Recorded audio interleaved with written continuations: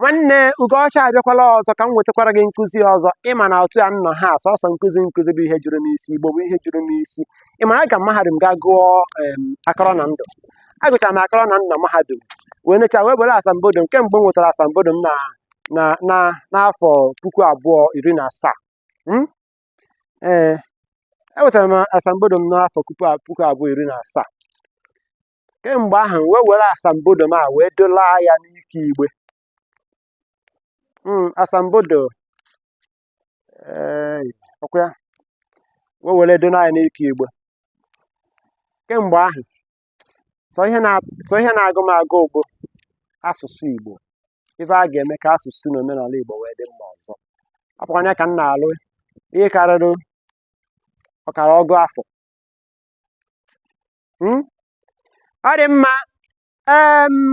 Ọ bụrụ na mmadụ asị gị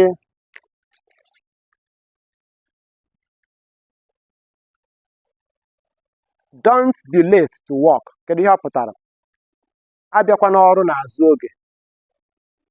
Gịnị bụzi lateness? Lateness bụ azụ oge. Asị na gịnị? Lateness bụ gịnị? Azụ oge. He came late to work. Ọ bịara ọrụ n'azụ oge. Maka na ọ bụrụ na isi he came late to work, isi na ọ bịaghị ọrụ n'oge. Ọ bịaghị ọrụ n'oge, ihe ọ pụtara bụ he didn't come to work on time. Ọ bịaghị ọrụ n'oge. He didn't come to work on time. He came to work late. Ọ bịara ọrụ n'azụ oge. Chikina isizikwe na ihe ọzọ nke kọtara ihe kọtara gị na ya gbaa hụrụ. Ihe ma na m ga-akụziri gị nkụzichara gị ọsọ gị were emere ihe.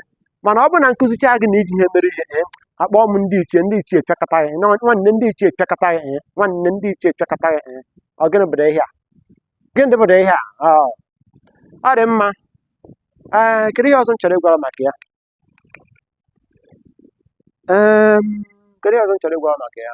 Nwanne, kedu ihe ọzọ m chọrọ ịgwara maka ya? Ana m eche ihe m ga-agwa gị. Kwube Maazị Ugocha na anyị na-ege ntị. Ọ dị mma. Maazị Ugocha ka bụ nwanne gị nwoke, onye na-ewetara gị asụsụ Igbo tụrụ atụ na ụdị nkụzi. Biko, ebe ọ bụla ị na-ahụ asụsụ na nkụzi anyị, gbanụ mbọ kesaba ya n'okpu ozi niile. Ị hụrụ na o nwere ọkọ na-akọ m ebe a, nwanne, ọ na-akọ m otu ọ na-atọ ụtọ ma na-akọ ya. Gbaa mbọ tụsaba nkụzi anyị. Ebe ọ bụla ị hụrụ ya, gbaa mbọ tụsaba ya ka anyị wee nyere onwe anyị aka, maka na asụsụ Igbo ga-adị. Ka onye ọbụla bụ onye Igbo soro sụba Igbo sụba ya nke ọma. Ndewo.